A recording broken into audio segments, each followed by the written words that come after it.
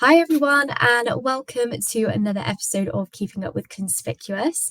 Now, I am joined by the lovely Michael Perez, and we are going to be talking all things tech today with him. So, for those that don't know you, Michael, one, hello, and thank you so much for obviously joining us on here. But two, for those that don't know you, if you were to describe yourself and what it is that you do, that would be great stuff. Yeah, of course. So I can talk about, what I do is I essentially start off as a software developer, coding late nights in my room.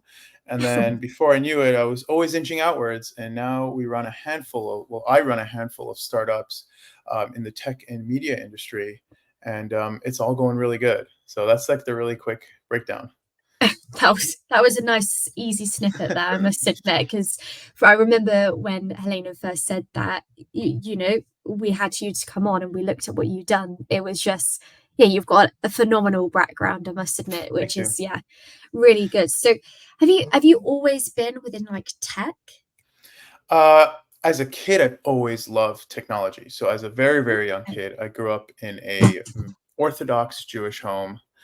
We didn't have access to the internet, nothing. So, and I actually loved it. So what I did with my bar mitzvah money, I went and I bought a whole bunch of, at the time when the 802.11 architecture for routers was just deployed, that's essentially wireless routers.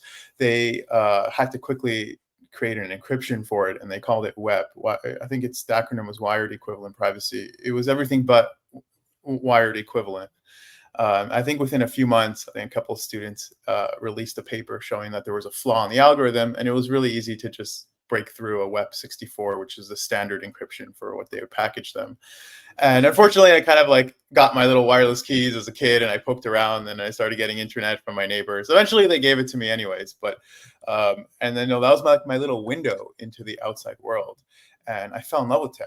I was constantly on my computer at home, and it was the closest thing I had to normalcy. So that's where it all started.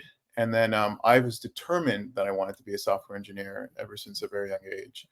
Oh, wow. And it took me years to realize what I was truly passionate about was a subset. Like computer science to me, or programming to me, turned out to be a subset of what I love. I love science more broadly, and I found that computer science was a very effective tool to communicate with science and to tap into the things that I really love.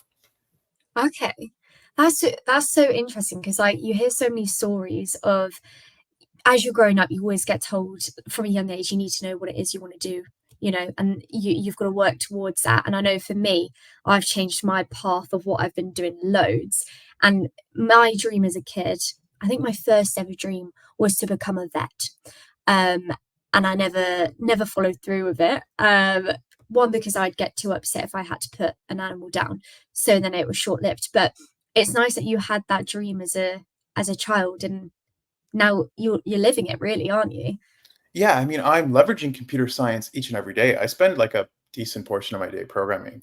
But what I love a little more broadly, and I think we're going to do the deep dive eventually, is Yeah. biology, longevity research, and nothing goes to waste, especially when you do hard sciences. It might not seem like practical in many senses, but it trains us that abstract pattern recognition. It trains your problem solving skills. And more importantly, it gives you confidence and it allows you to navigate the world with your head up.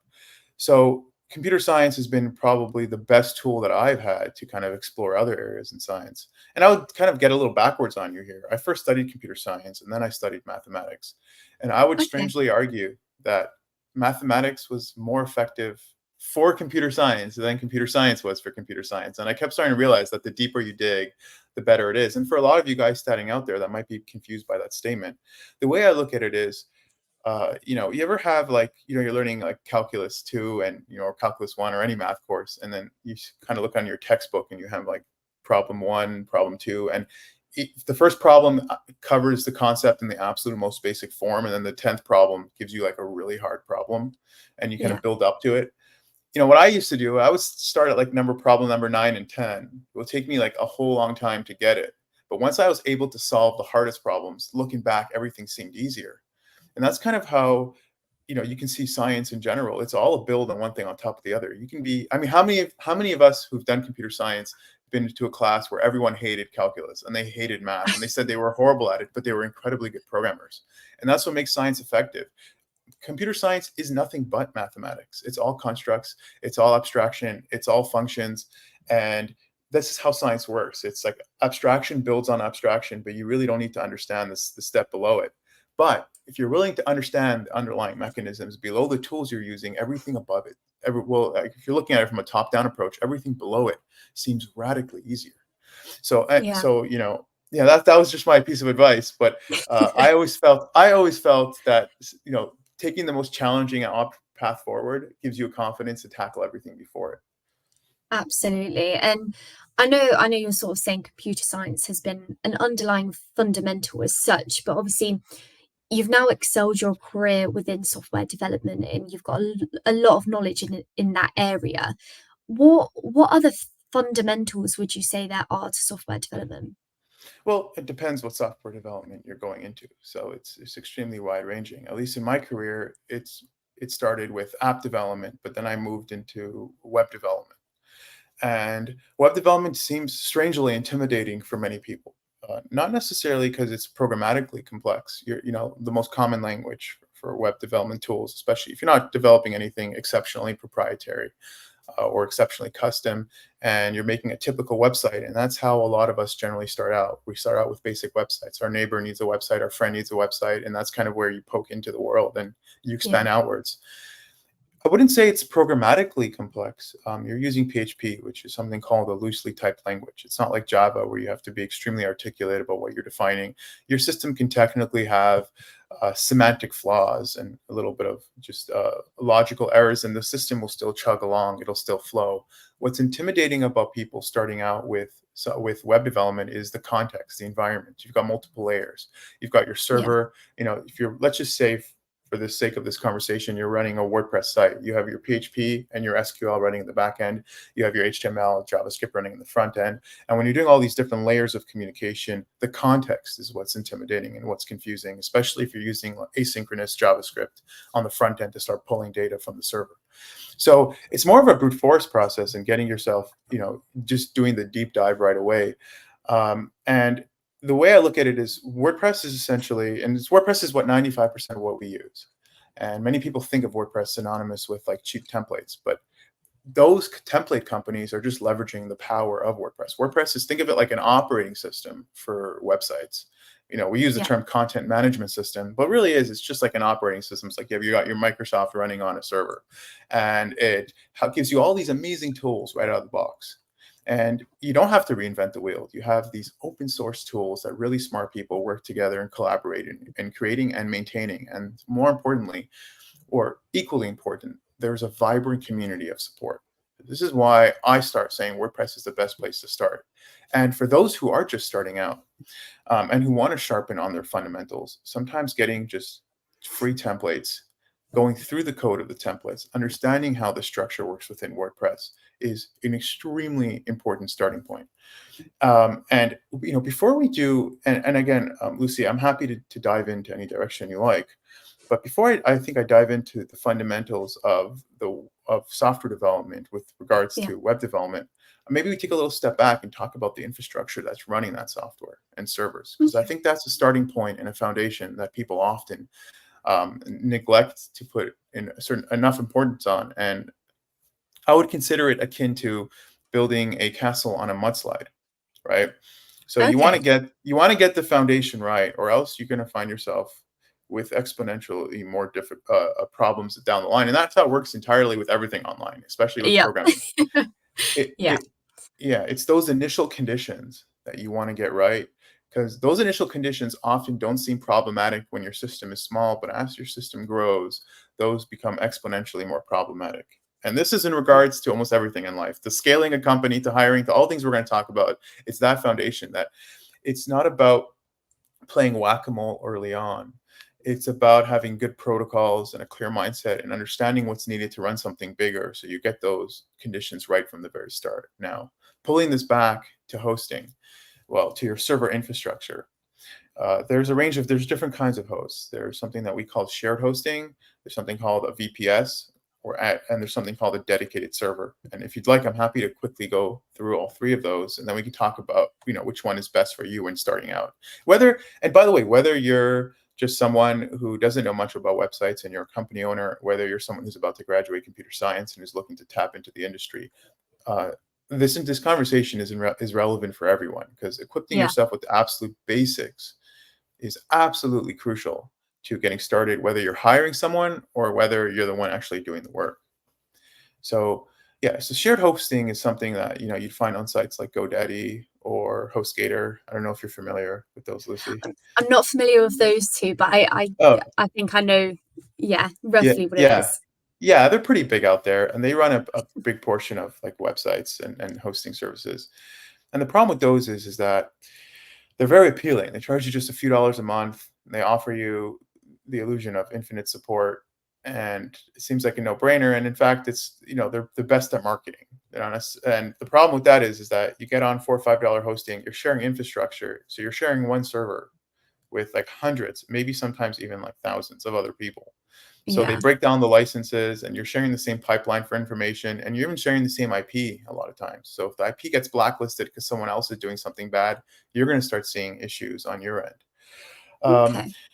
yeah, and it's all like cheaply made. So, server space is unlimited because they don't use high quality servers and all that. So I don't recommend that, even starting out, unless you're like really someone in your basement doing one, two, three stuff. Yeah. Avoid that at all costs. And then you have sites like you have sites that sorry then you have something called a VPS, a virtual private server, and that's where you start tapping into a fair middle ground, where you share common hardware of a physical server. So you're sharing CPU power and RAM, but it's kind of like your own isolated environment. And that works really well because you get your own licenses. It's a little more expensive, but it's also a lot more private. And to many And people starting out, that is absolutely a fair middle ground. The prices are sometimes really affordable, 15, 20, 30, $40 a month. And this way you don't have to worry once you're far into development and your website starts getting some traffic. Your server's not going to crash. You're not going to have to deal with stressful support. so Yeah, so would that support both small and large enterprise companies, or would you say it's more small to mid?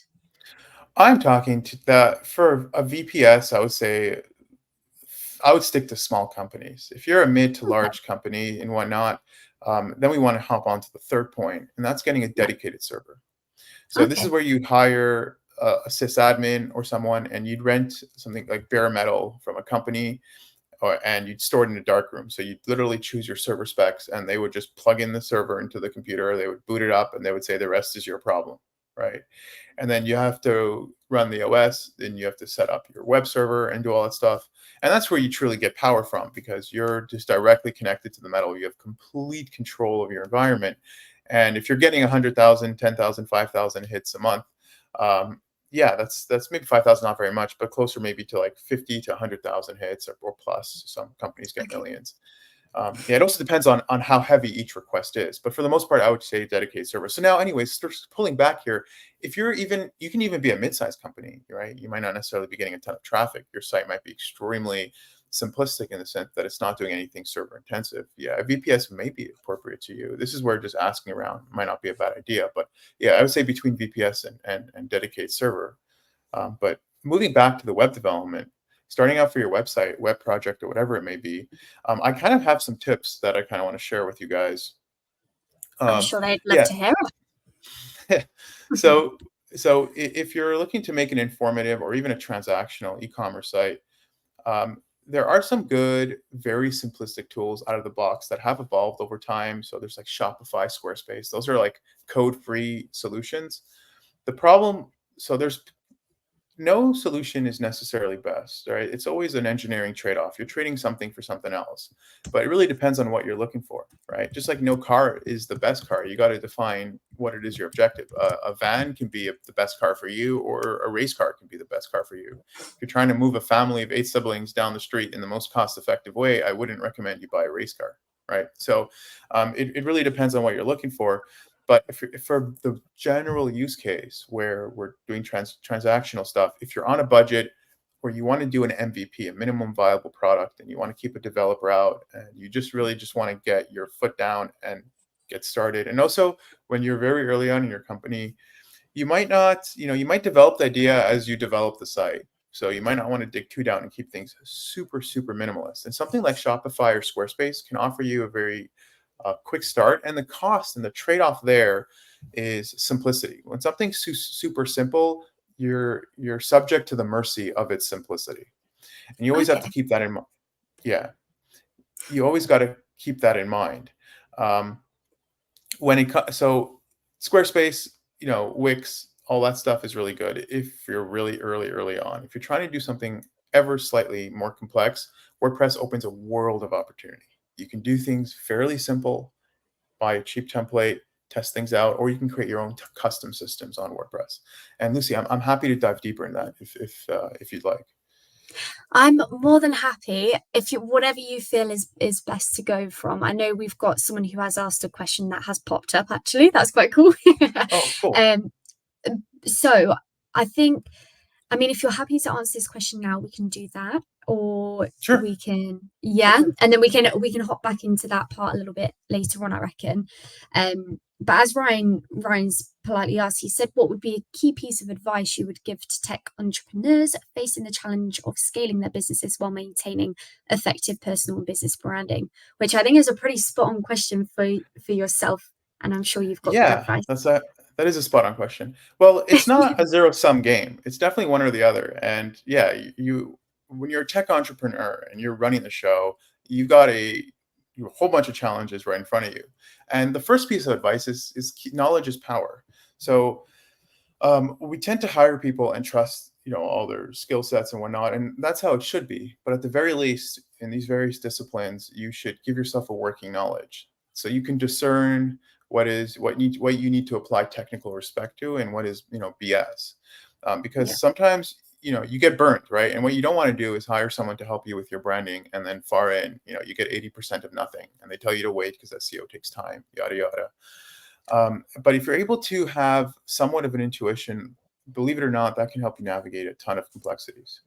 Now, he asked a really good question. So, if I were to understand, because the question is a drop broad, so I'm going to make some assumptions here. But talking about growing the actual company, monetarily, revenue wise, while building the personal aspects like the brand, you constantly want to be oscillating. At least in my sense, I'm oscillating between two very discrete mental structures. So I'm either in 80/20. So, and it's always 80/20. So I'm either 80% in R&D, research and development, building internal infrastructure, and 20% maintaining my current client base, or I flip that and I'm 80% maintaining my current client base and 20% doing R&D.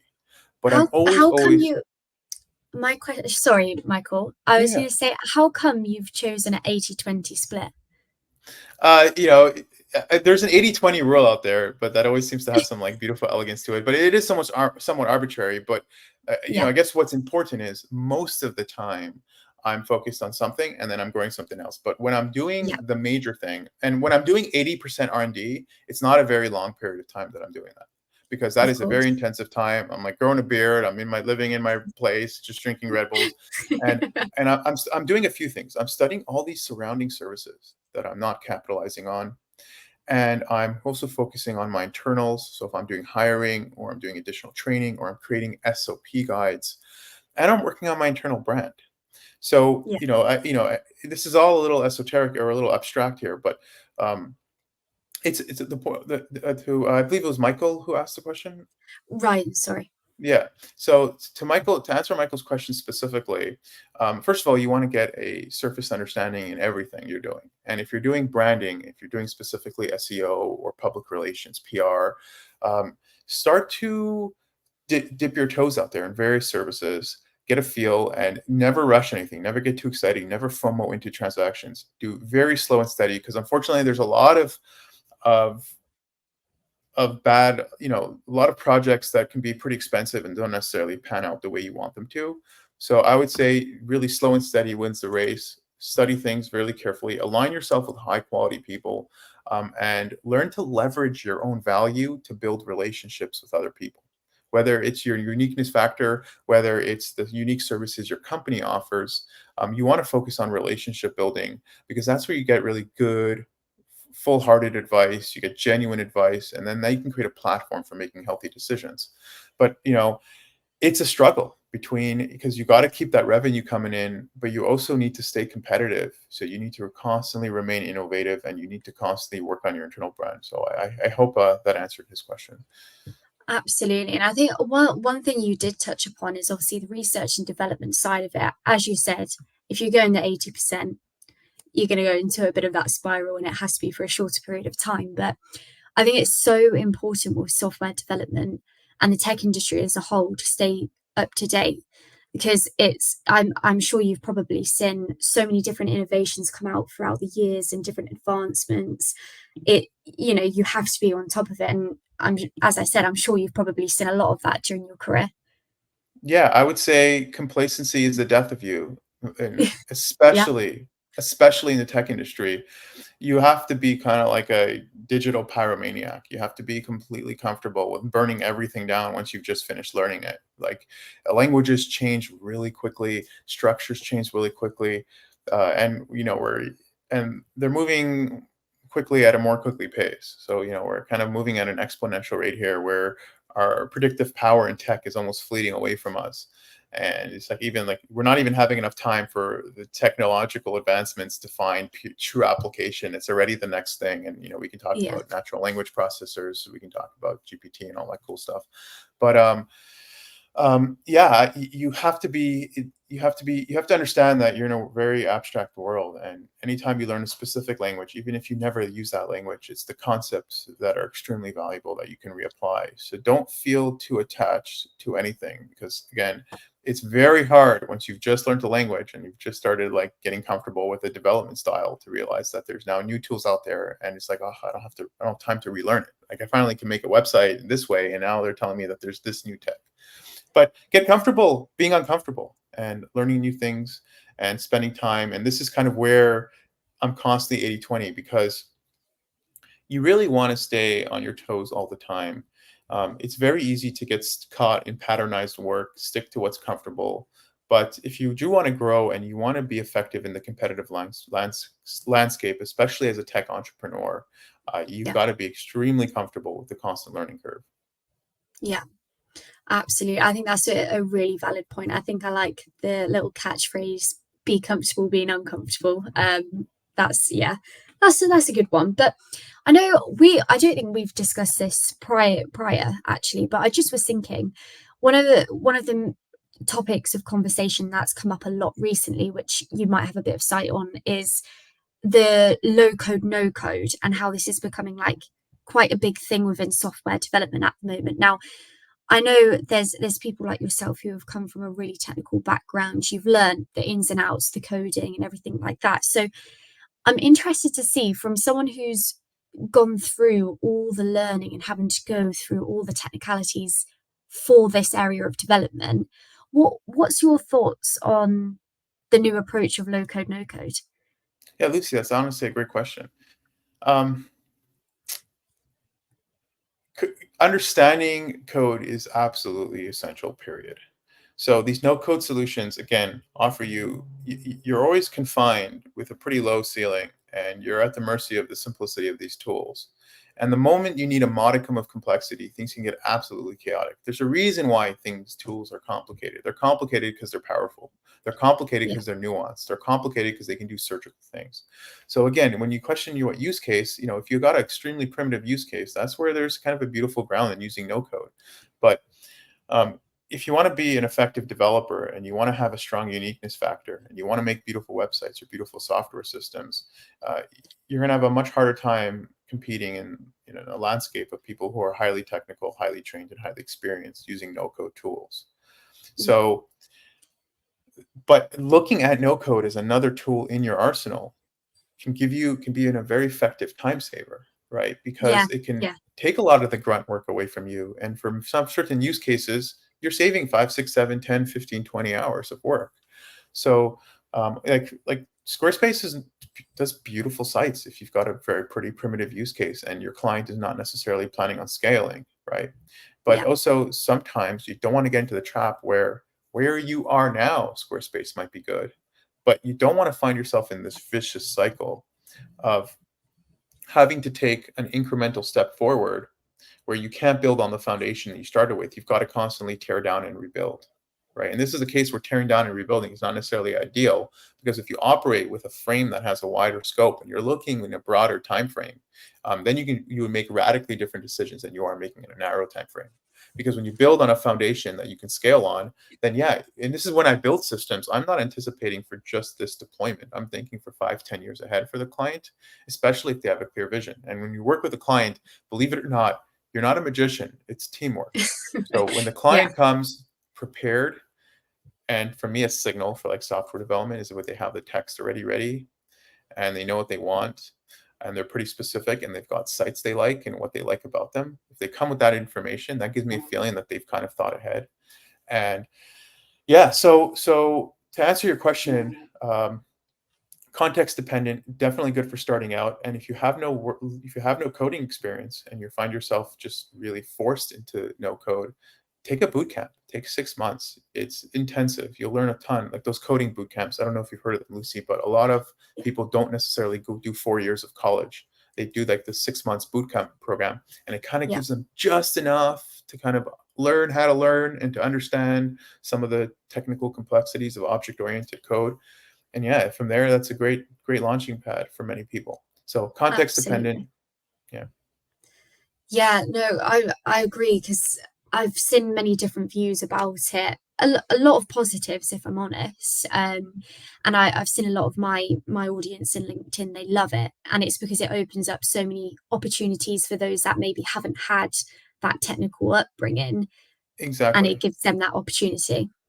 Exactly. If that's a launching pad, if that opens your mind, because sometimes even just jumping up to like programming is such a high leap that many people just feel too intimidated to take it. But if it opens up your mind and it starts inspiring ideas, and that's just a tool that you can leverage for your next step, that's 100% agree. And also, these tools are becoming a lot more sophisticated. These simplistic tools like no code, and with the advancements of natural language processors like GPT, you're going to see that the window of application for these no code tools is going to be widening and widening. Where Yeah, I would look at GPT as like a collection of all students' data, all the world's data, and you kind of just get the median, right? Or you get the mean, and you're just right slap in the middle. It's your average B student right now. Your GPT for your task is a great average B2 student. It's not threatening really people's jobs. It's a very effective, virtual assistant. And yeah, for everyone who's doing extremely simplistic work, yeah, they're maybe a little bit replaceable by GPT. But anyone who's doing anything highly technical, it's really nothing more than an aid to deal with very specific areas where you have grunt work, where it saves you a ton of time processing seeing Excel, taking 50 like names and switching the first name with the last name, like that stuff they can do in 4 seconds, and it does a really good job. Writing a function to send an email, super good. But yeah. anything complicated, you still need humans for now. And do you reckon it's going to get to that point where AI is that A plus student? Yeah, I have a bit of a dystopian view on AI. Okay. Yeah, um, I there's two schools of thought. There's a school of thought that, although AI might be advancing now, the whole idea of having generalized intelligence is all out of reach. And then don't worry, we're always going to have the off switch. We're going to create this sandbox environment for Yeah. this God we're creating, and the God in the sense that they're infinitely smarter than us. But we'll always have that off switch in the background in case things go sour.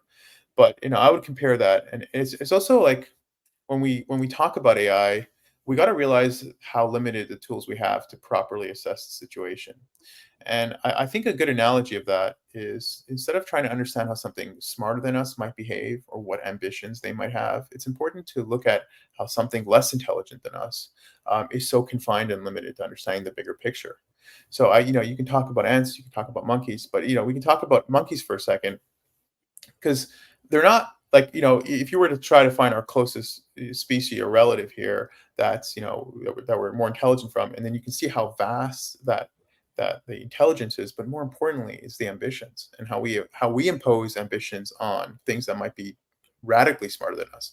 If you look at monkeys, and let's just make this conversation super simplistic, they just want bananas, right? Like they're just looking for food. And when they go on the screen and they do all these cool things, like they memorize, like buttons in certain orders and stuff like that, you're like, whoa, that's crazy. But you can try to teach a monkey calculus or algebra, but it's just doing it. It's just memorizing those things on the screen so it can get that banana. Yeah. And they're not looking to the skies. They're not like looking at the world philosophically. They don't understand the implications of algebra. They don't understand the broader implications of what they're doing. They don't understand the broader implications of addition and subtraction. Their objective is to do whatever it is they're told, so they just know somehow doing things in a certain order will make a banana appear from the top of the cage, right?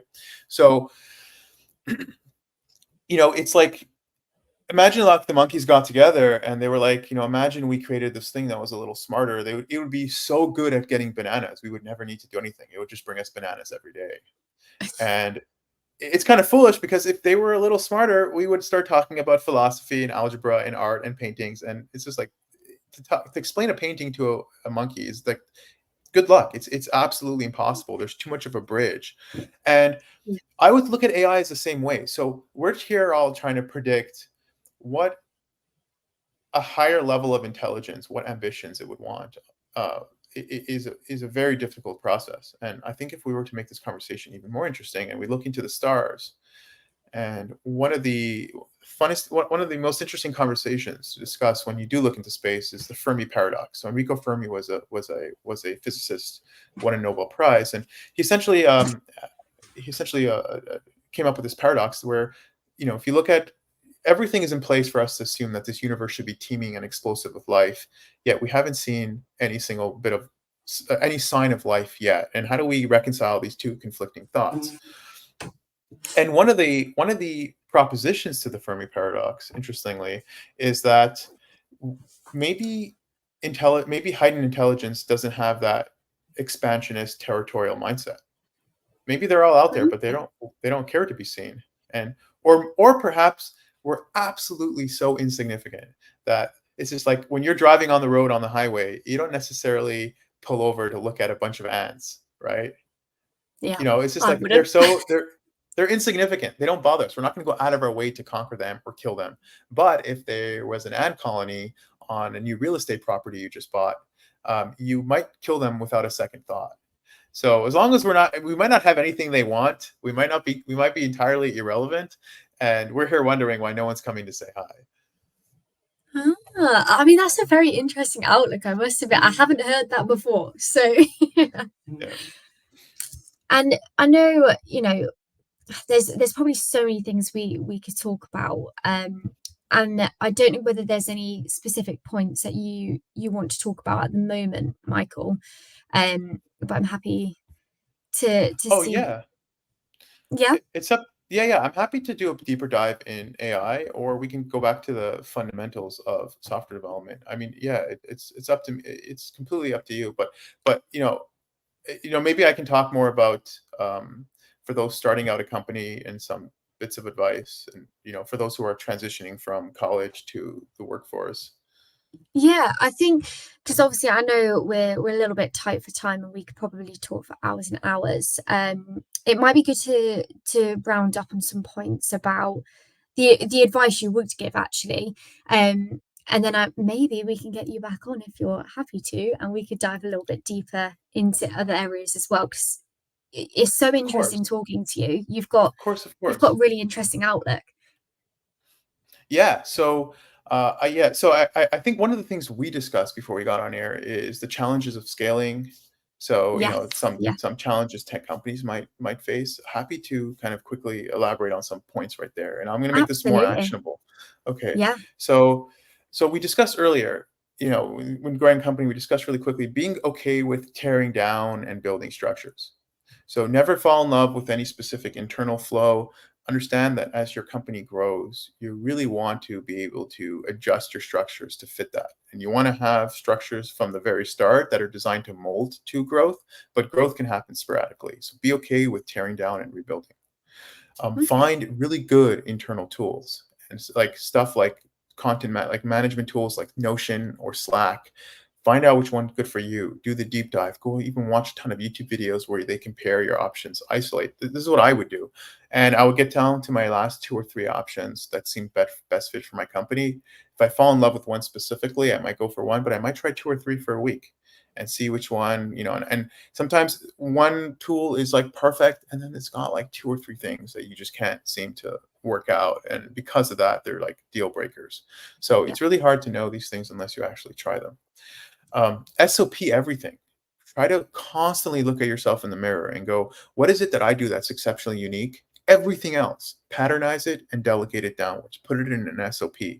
And so instead of having to re-explain the same thing to any time you hire someone, have it in one spot. So if you find yourself onboarding for the first time and you're going through this long WhatsApp conversation, giving them instructions, instead of that, put it in a Notion file, put it in an SOP, make it actionable, because you never know what happens with recruits and you might need it again. You might hire another employee or that employee might go. So you're going to be constantly saving yourself time.